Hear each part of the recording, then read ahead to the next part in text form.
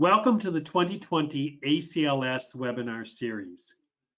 The Association of Consultants for Liturgical Space is a voluntary membership organization of professionals dedicated to the creation of beautiful worship spaces for faith communities. This webinar is part of our commitment to providing mutual professional support and continuing education for our members. I'm Paul Barabo of Growth Design Group. I'm the webinar facilitator for the ACLS Webinar Committee, and it's my pleasure to facilitate today's webinar. Today's webinar topic is about art and architecture, and it's being provided by Guy Kemper. Guy is an acclaimed architectural artist working in glass, sculpture, and mosaic. His work has been exhibited and commissioned in Asia, Europe, America, and the Middle East. Installations include several airports, hospitals, and churches, a rail station in Seattle, and the Catholic Memorial at Ground Zero in New York. Guy is the subject of a 2.5-hour documentary broadcast nationally in the United States and in Germany. He has been featured in over 80 publications internationally and is the recipient of 2 CODA Design and Art International Design Awards.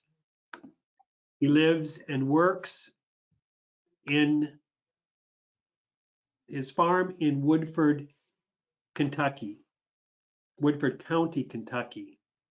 So it's my privilege to welcome as a presenter for us, Guy Kemper. Welcome, Guy. Hello, everybody. Glad to be here.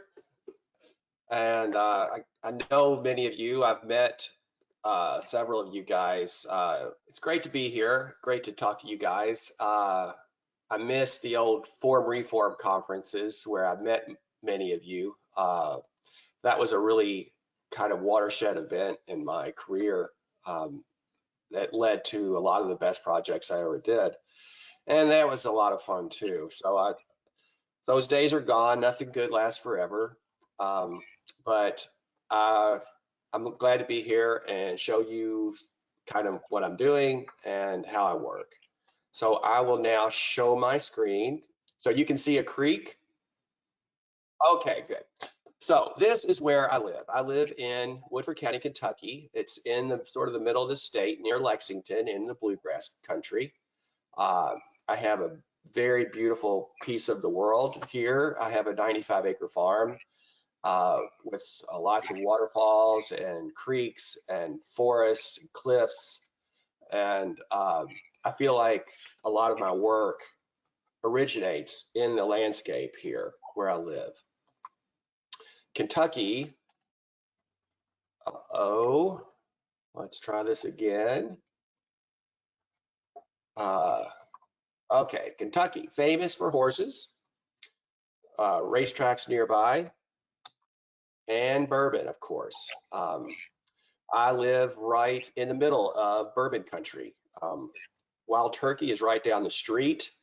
Woodford Reserve is just a little bit further away nearby. My cousins make all the corn that goes into Maker's Mark bourbon, and I come from a long line of bourbon makers. Actually, old granddad is my granddad, which I just found out from my nephew about 2 years ago. That was a hoot. So glass is probably the most powerful architectural material because it transmits light. Light will modify and be modified by space. You cannot separate the light and the architecture.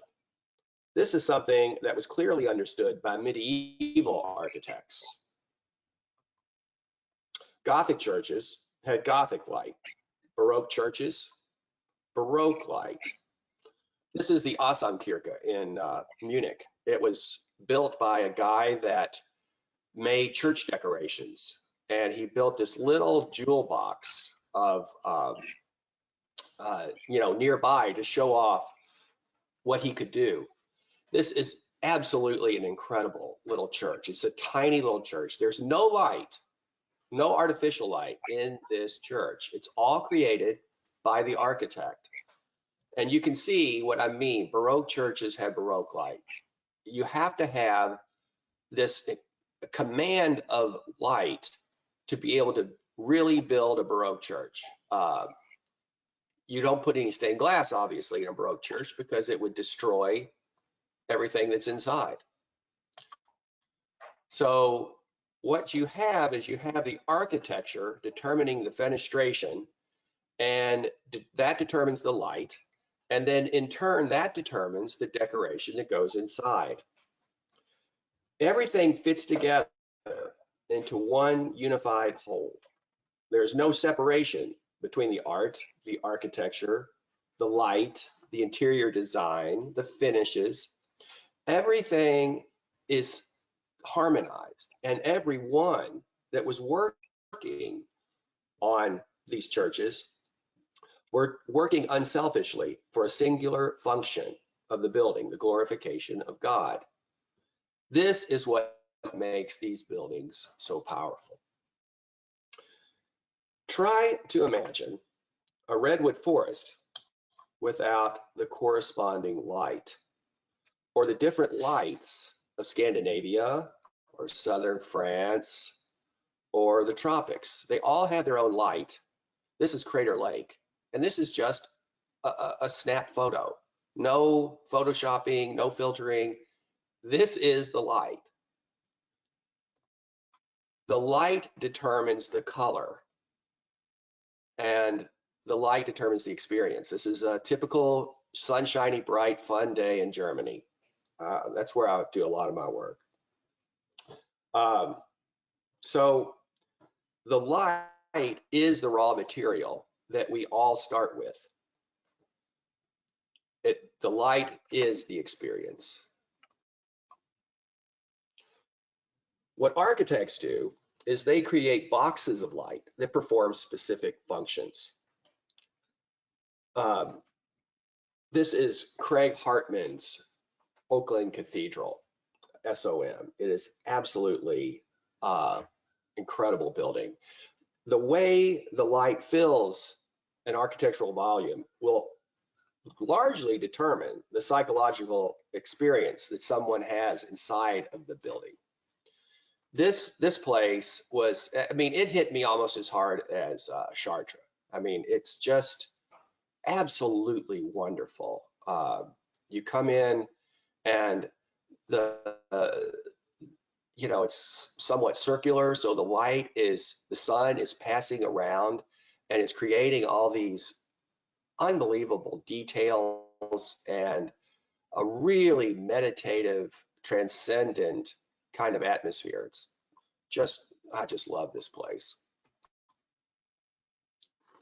It's also why people love stained glass so much, because stained glass, when you take light and you add color and pattern and emotion into the light, and then you put that into an architectural volume, it becomes extremely intoxicating and resonant. You begin to enter the realm of the irrational and the sublime. This is Sainte-Chapelle in Paris. It is on this level that stained glass literally has the power to take one's breath away. And that is what my goal is. I like to try to somewhat begin to attain the wonderfulness of medieval glass, because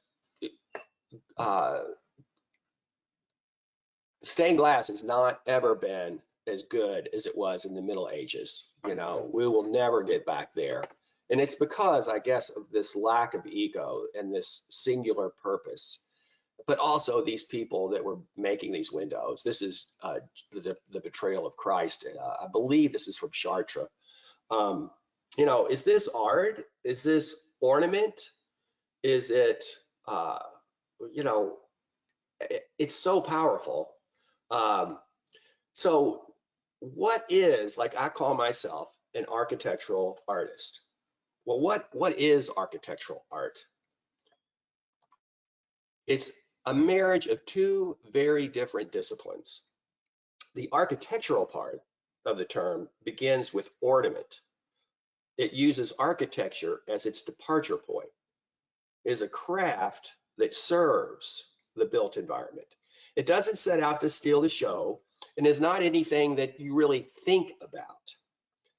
As a maker of ornament, I cannot do whatever I want. I must be genuinely open to persuasion by the existing architectural situation, the architect, the consultant, the client, everything.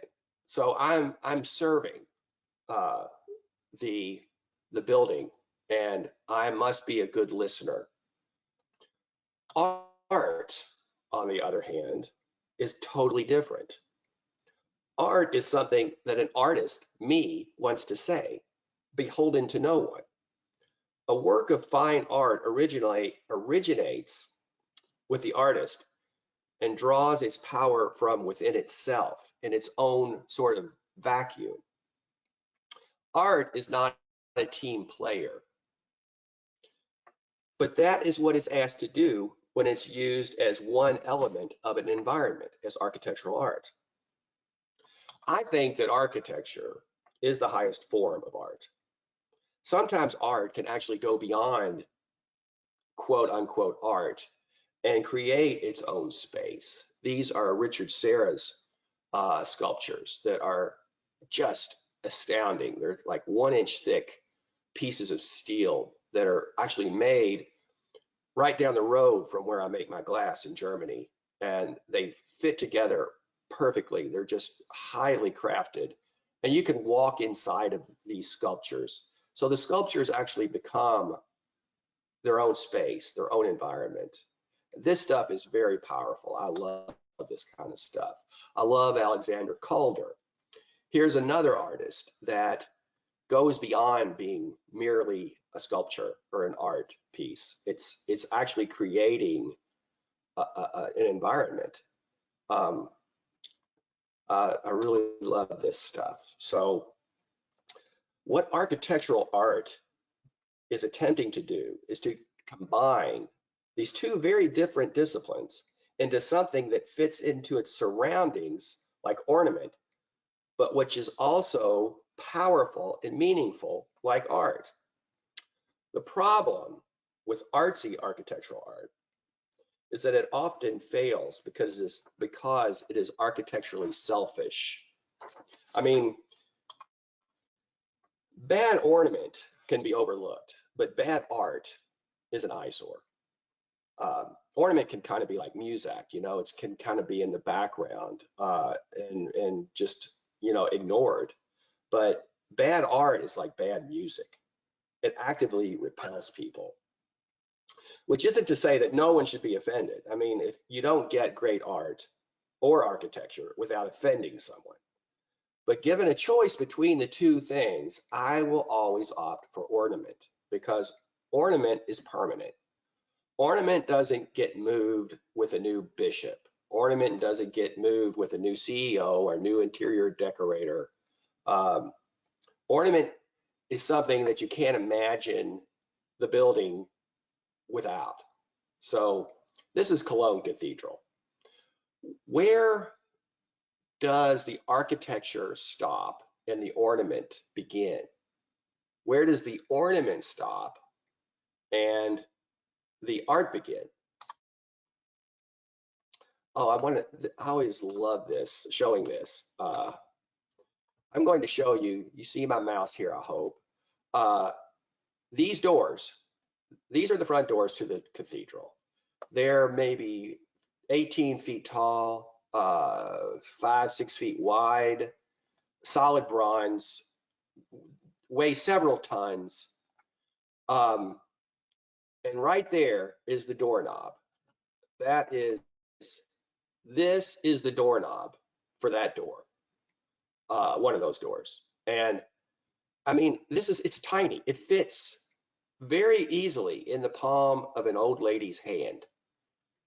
So an old lady can turn this doorknob and open up a several ton bronze door by herself and go into the church. This is the stuff I love, because here you have this thing, this object that's, what is it art? Is it a doorknob? Is it, the lines get blurred. And it's also an incredible piece of engineering. It's also beautiful. It's also so pleasurable to use it. Just touching it is wonderful. It feels great. So this is what architectural art is. This is what its peak is. Even the serpent. These are some sculptures flanking the front door of Cologne Cathedral. Here you have, like this guy on the left, it's kind of, just a country bumpkin or a member of the flock.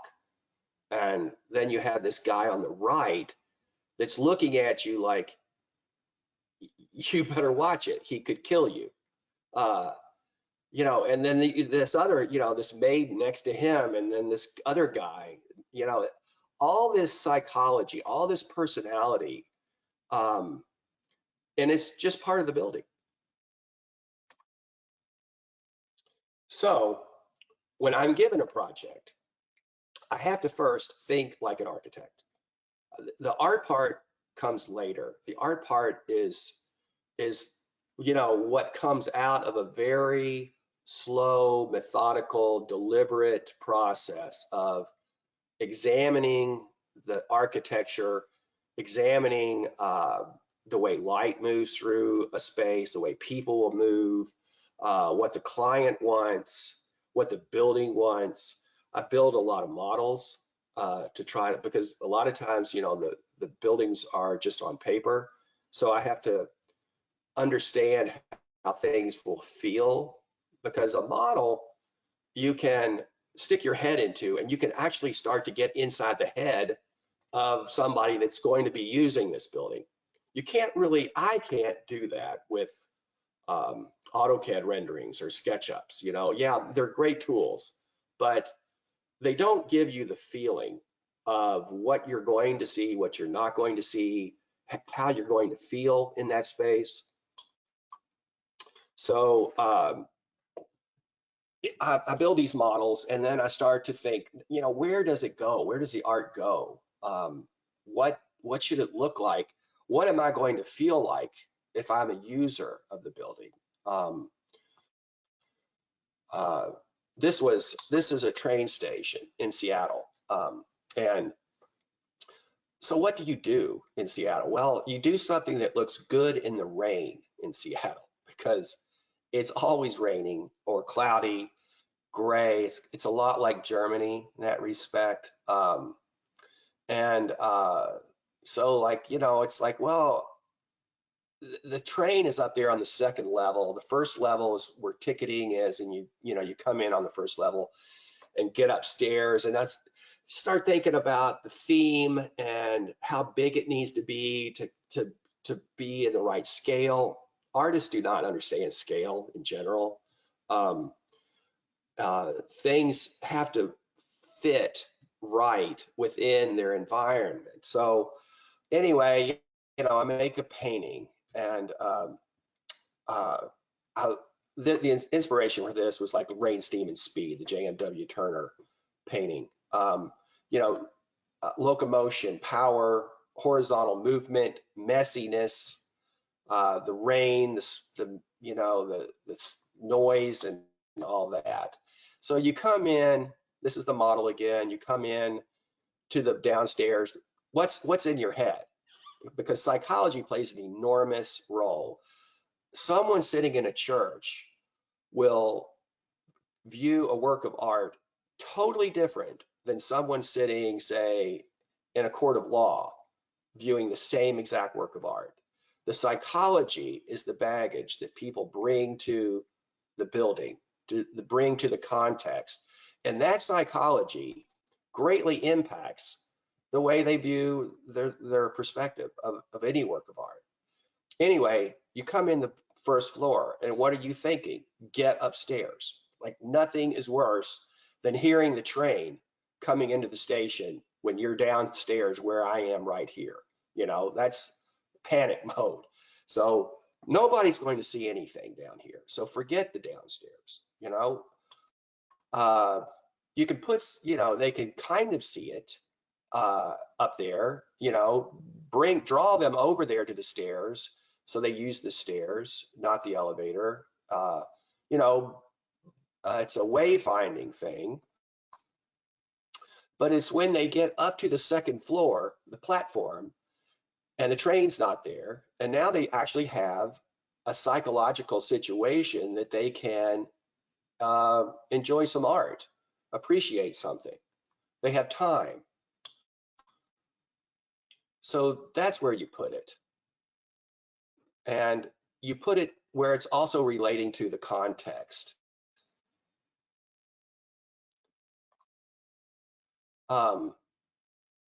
It creates it's trying to create an environment along with, I think, the quite beautiful job the architect did.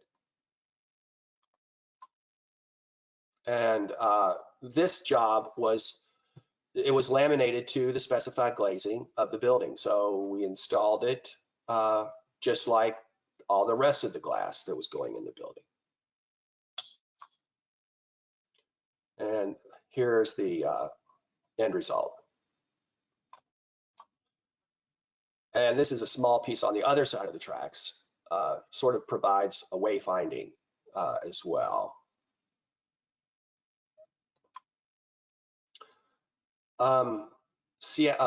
Baltimore, Washington Airport. This was another big, nice job that I did earlier in my career. My work tends to be very simple.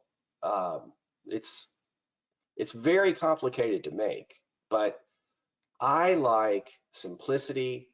I like 3 or 4 colors. This is something I've learned from the medieval masters. You know, they didn't use that many colors, but they just used them extremely well. And modern masters as well. You know, it's the 3 or 4 colors done well, to me, are much more powerful than a typical glass artist that uses, you know, 15, 20, 30 colors in a window. I mean, it can be good. It's just not my so you see it's responding. This is the model. It's responding to many things in the building: the movement of people, the psychology, the roof in particular, the ceiling, and the escalator, this whole situation that, and see, when you do the model, then you know what it's going to look like a year and a half later when the building's built and your window goes in. So there, you minimize the unpleasant surprises. It's really a nice moment here where this woman has just cleared security. She's turned a corner and zoom, here comes the window up to greet her at the top of the escalator. Go down the escalator, the window springs back up again, puts a little, you know, lift in people's step as they head on towards their gate. And then as you get closer to the work, it starts to unfold and reveal more and more detail, which is you know, another trademark of my work. So this is traditional stained glass. This was my first big job, and Nashville Airport, and this is what, you know, traditional technique. You draw lines. You know, you take a piece of white paper, you start drawing with pen and ink or pencil. You draw all the lines, which are the lead lines, and then you start coloring. When you get the drawing to where you like it, then you start coloring like you do in a coloring book, and you color in between all the lines, and you cut the pieces of glass and lead them together with bits of lead and solder the lead, and you have a stained glass window. I did this for about 20 years before I got this job, and I went to Germany to get the glass blown because I always used blown glass. It's just the best material for my kind of work. And when I'm in Germany, I visited Derek's Glass Studios, which was the best, in my opinion, stained glass fabricator in the world. And it just completely blew my mind when I saw what they were doing in Germany. So further advanced than anything I had seen in my life. And the owner and I hit it off, and he said, I'm going to make this window for you. And I said, no, I'm making it myself. Thank you very much. And he said, no, I want to break into the United States, and I'm going to give you a price you can't refuse. And he did. So he made it, and he said, now look, you're a good artist. You should just let me worry about making it. You just paint, you just be an artist, and let me be the fabricator.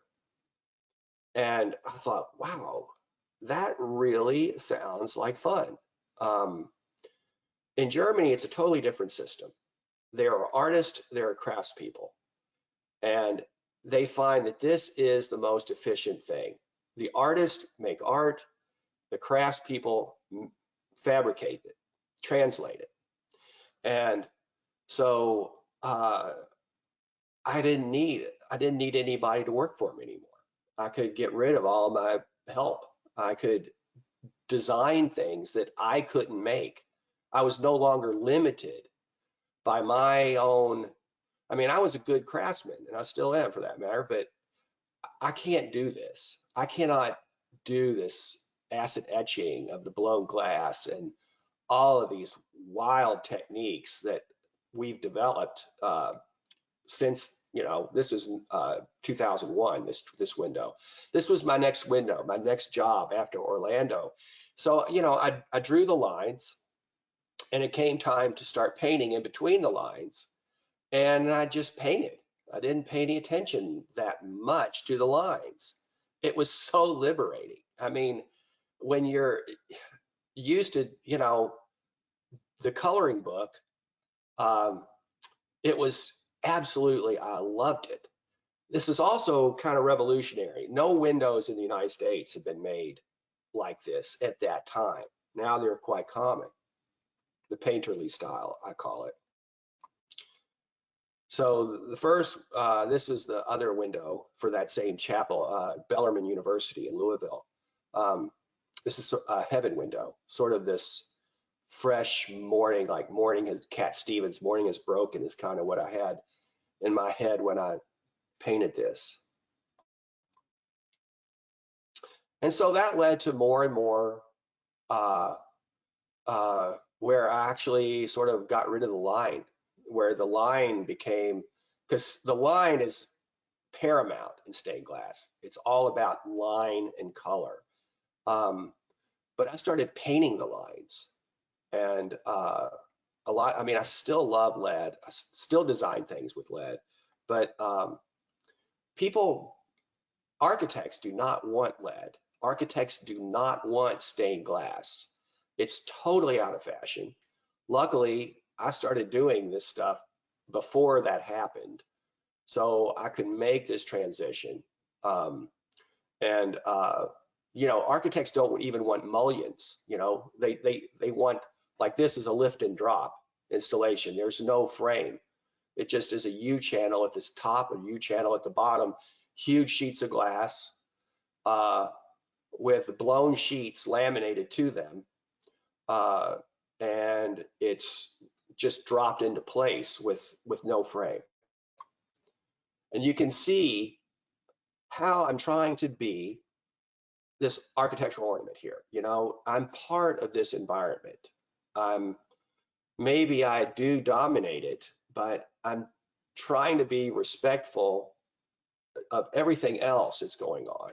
I'm part of a whole space, a whole environment. And, I'm performing functions too. Like, this is O'Hare Airport, and they had a serious sun issue. So I'm trying to knock down some of that sun but also it's kind of like jet trails, it's this soothing thing. This is St. Pete, Clearwater Airport, seascape that, this is a public art job. The public art is all about this local flavor. So you always have to, address the local situation. So it's Clearwater Beach, sun splash, clouds, birds. And it was really nice. And I went back there about a year ago to do a job down there. And I came through the airport all excited to see my window, and this is what I saw. So this is the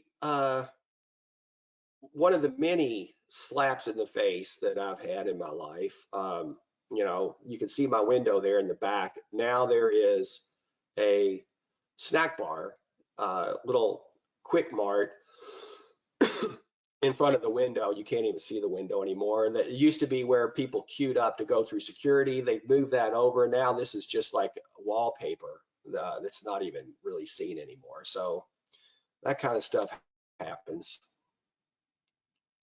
Hopefully it won't happen here. This is a Holy Apostles Church in New Berlin. This is a job that Paul and Growth Design Group, a really nice, simple, clean chapel, day chapel that was attached to the existing church. Really cool, very transcendental sort of space, I think. And so I'm trying to augment that. I'm trying to have this feeling of peace and softness and respond to what Growth started with. It's great when you have good stuff to start with, to respond to. This is a public art job in Olympia, Washington, state government building, where it's all the cyber stuff, all the, so it's kind of this organic, 3 windows. This is the team in Germany. The guy on the left is Carl Trout. He's my project manager. That's me in the middle. And the genius glass painter, glass etcher, Rami Schultz, that translates most of my stuff these days. This is, a job I did recently for Marilyn Morgan in Daly City. That's just more of a traditional technique, with lead and regular sort of old school contemporary style. Nice job.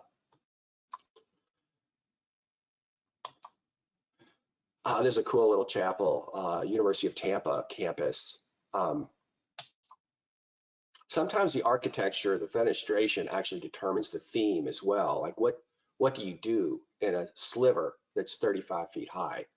It's like a rocket blasting off. It's like, you're at the university, you're getting a spiritual foundation, and you're going to go out into the world, blast off.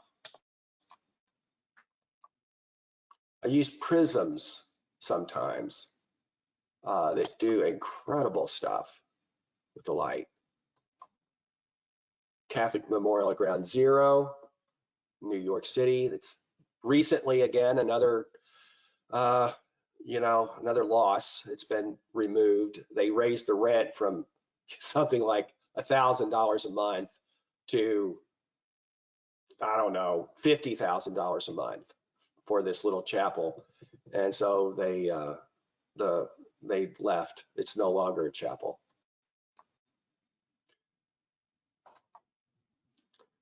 Reverse painted glass in a hospital. Sculpture.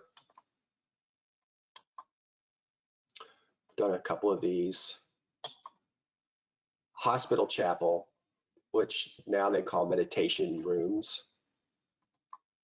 with prisms. It's hard to feel, this is a cancer center, it's hard to be depressed when you're in a room full of rainbows. and mosaic. I love mosaic. I work with Meyer Munich mostly, and these people are just like the glass people. They are just incredible, unbelievable skill. Like this has been my business sort of model is, try to paint really good stuff, try to be a good designer, and then get the best people in the world to make it. These guys have been doing this, their whole life.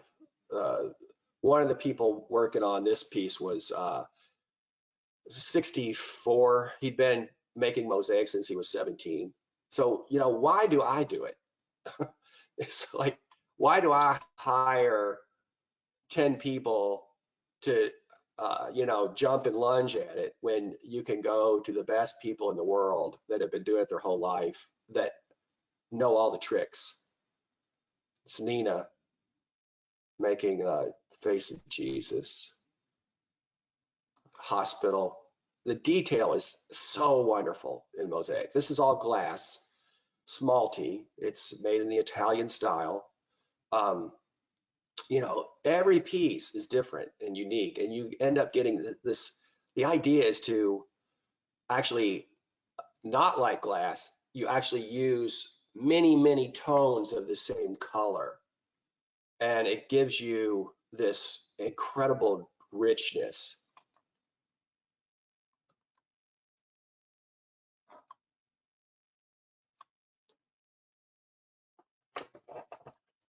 This is a current job, Nashville Airport.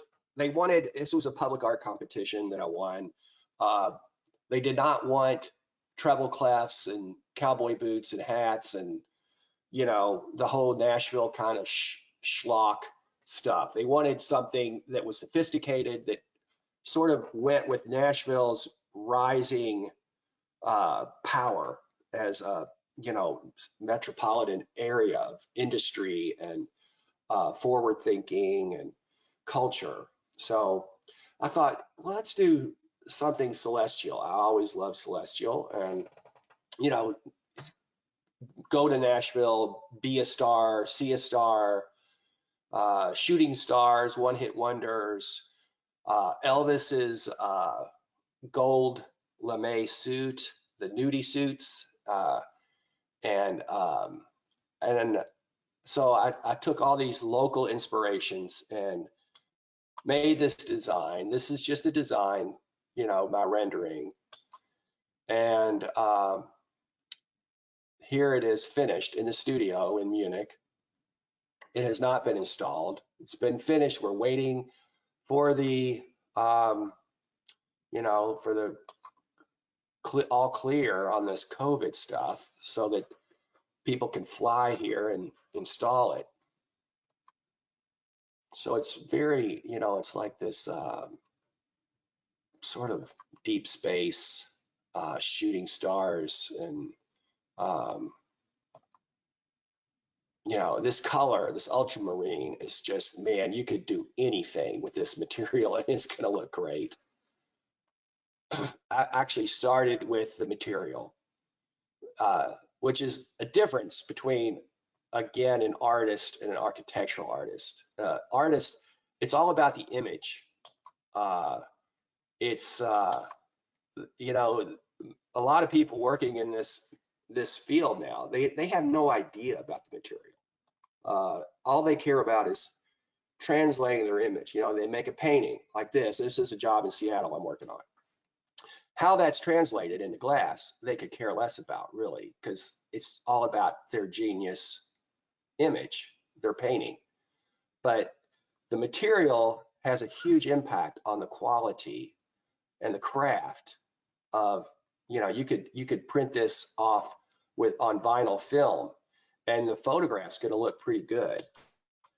But when you go there, it's not going to have anywhere near the same resonance. Here is a nice job I'm working on right now. It's Assumption High School in Louisville, Kentucky, Catholic girls' school. This is all a new addition that to the high school. And so it's a new entrance, new front door. And you can see here, back here, this is a placeholder that the architect put in. That is where the chapel is. And you can sort of see the altar here in the lectern.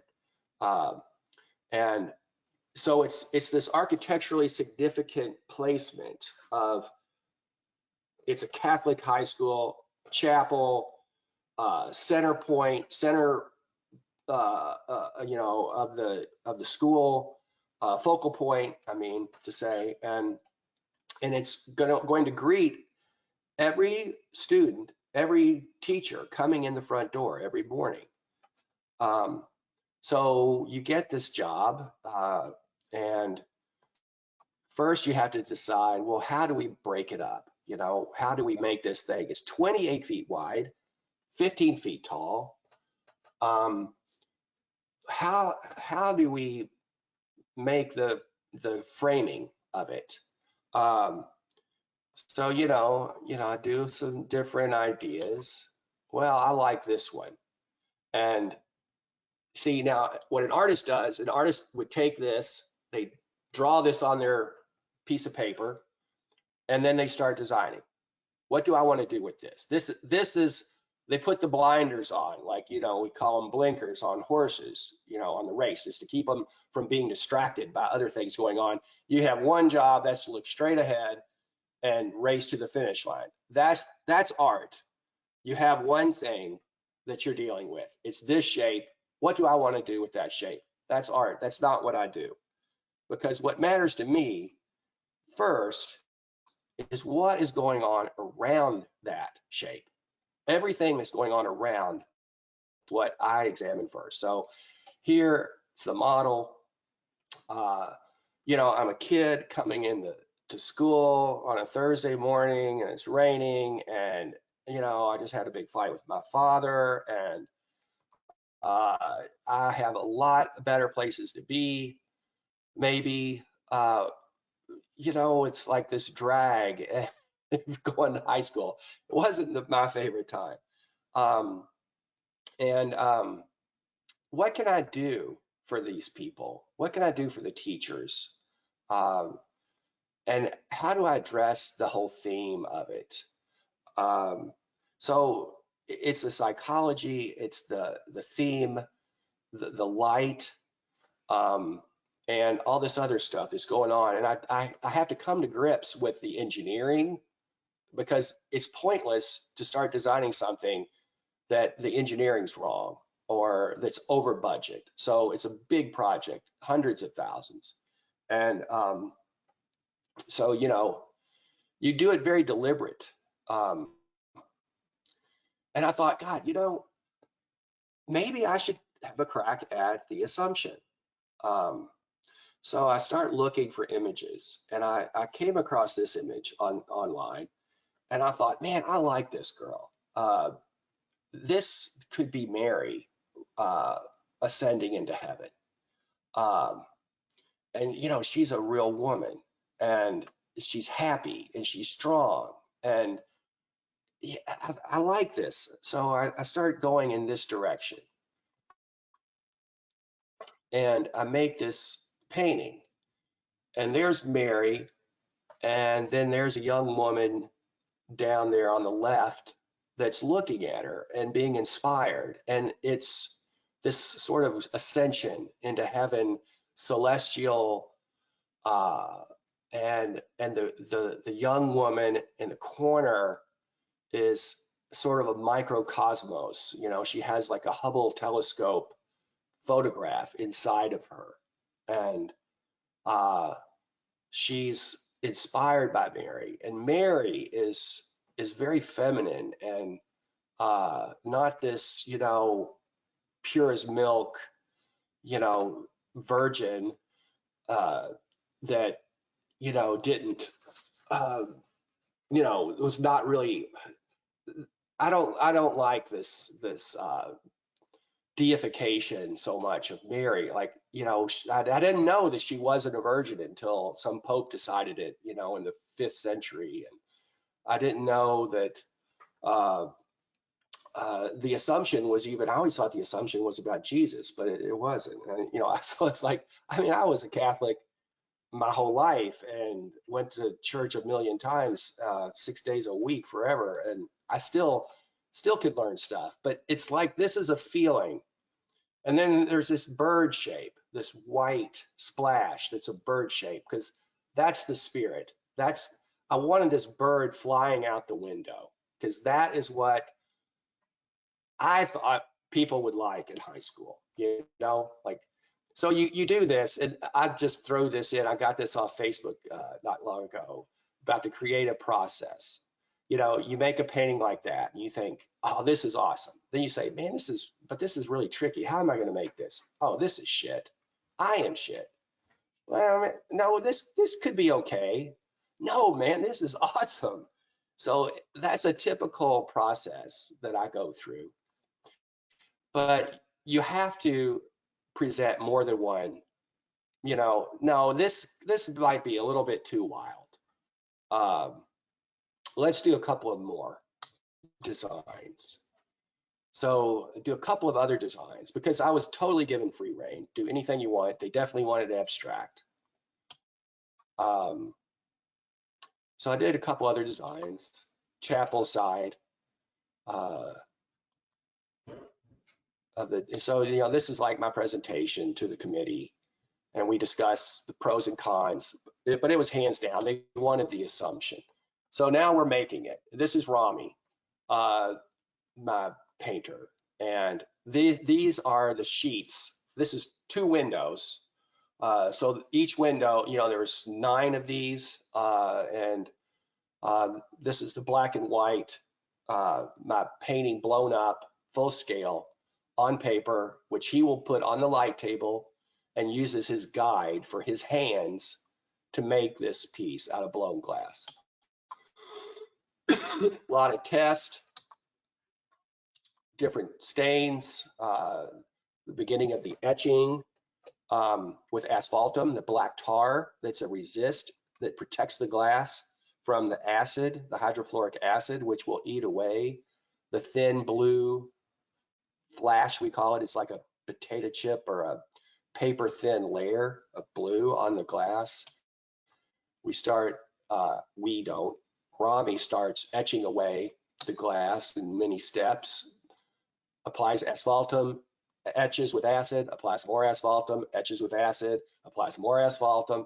And what it does, it builds up layers and layers of depth as it gets lighter and lighter.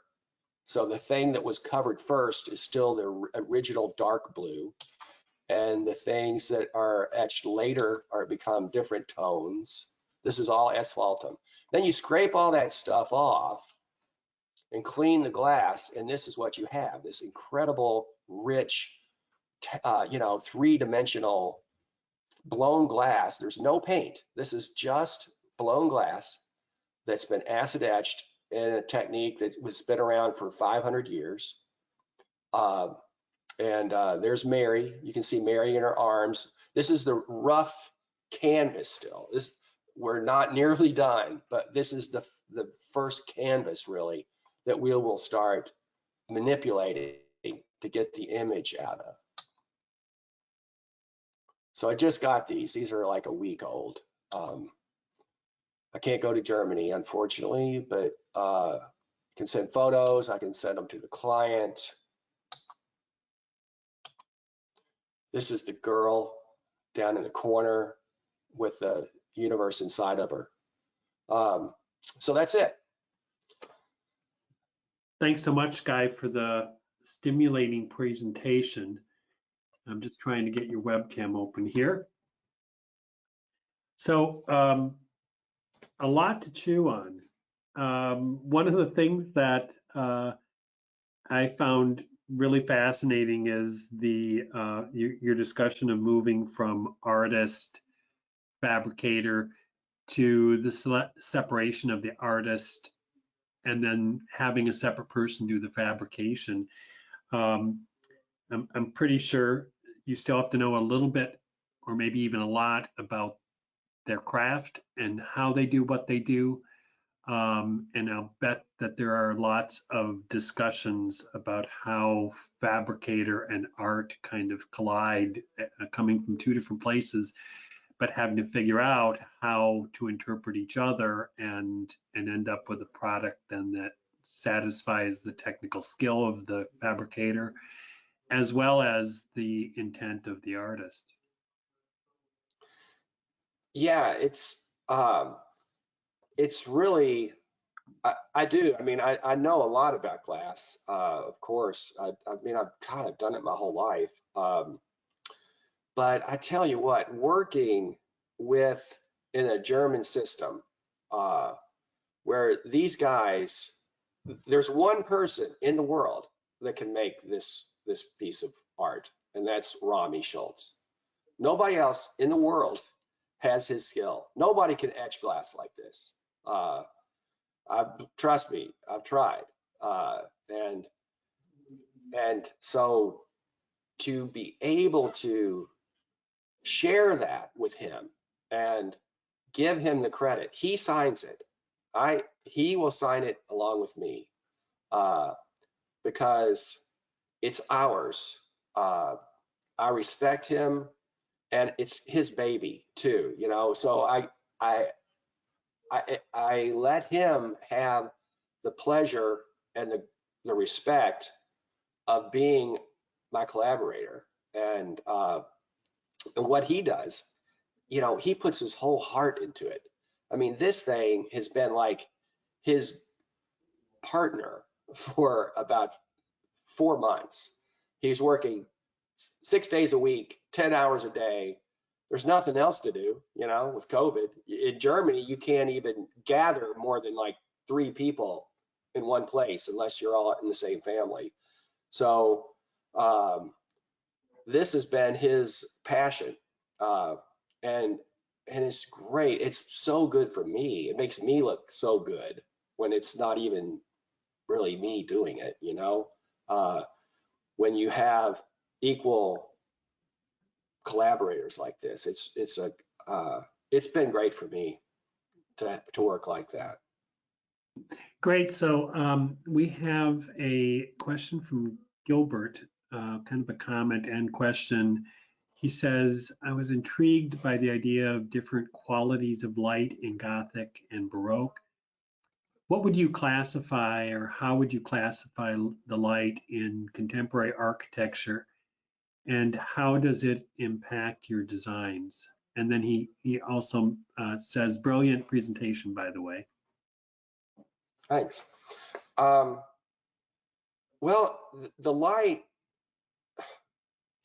so often now in contemporary buildings, they have sunglasses on the buildings. You know, they use really tinted glass so that the light is dirty. And architects rarely understand light. So you are kind of fixing things a lot of times. And where the building is determines the light. You know, the light in Seattle is a lot different than the light in Florida. So that affects my palette, what I do. But yeah, light, you know, like churches, it used to be all the light came through the windows, more or less.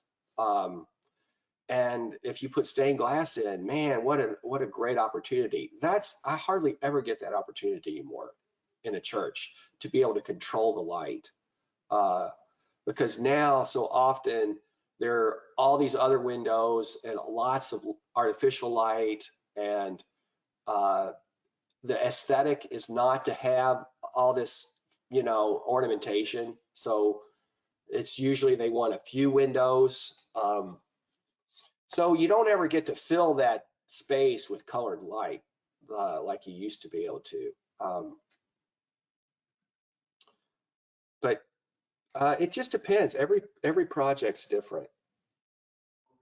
So Gail from our group is asking just clarification for the image that you currently have up on the screen. And she says, so for this piece, you start with blue glass, then etch away until the colors are various shades of blue and white clear, or am I wrong? And then she's asking, so how does the pink get there?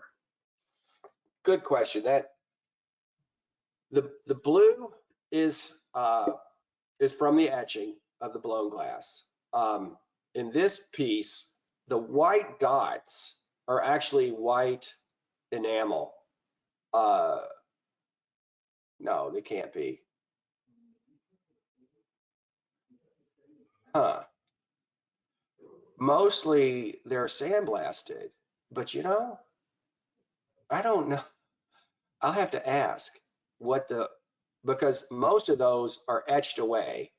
I think the really white ones are sandblasted because see, there's white under the blue. It's made in 3 layers, clear, white, blue. So you etch the blue away, you have white. And that's what most of the white is from. The magenta and the pink, that is a vitreous enamel that has been airbrushed onto the glass and fired in a kiln so that it you know, bonds permanently with the glass surface. So there will be some magenta sprayed through this piece, and there will be a little bit of yellow in some places. There are those bands, those kind of gray bands that will be cut in and put on top of the blue, glued on top. It's a very dangerous process using hydrofluoric acid. One drop, you get 1 drop on you, it will go right in and dissolve the bone in your finger. So it's very dangerous. It's not really that dangerous if you know what you're doing. But yeah, you have to have the equipment. The fumes are noxious. You know, you can't breathe it. You have to have a strong ventilation, so you're not breathing the fumes. You have to have, you know, protective gear on, and but it's the only way to get this. This is all dying. You know, you can't do this in the United States because, I mean, there's a little bit of acid etching on, but we don't have the infrastructure that they have in Germany. Like what to do with this spent acid, how to recycle it, and nobody teaches this, you know, in the United States, and even in Germany now, it's going away. 50 years from now, people will look at this window and probably have no idea how that thing was made. Everything now is, you know, fast and cheap and, you know, just painted like 17th century stuff, or just a vinyl print, you know.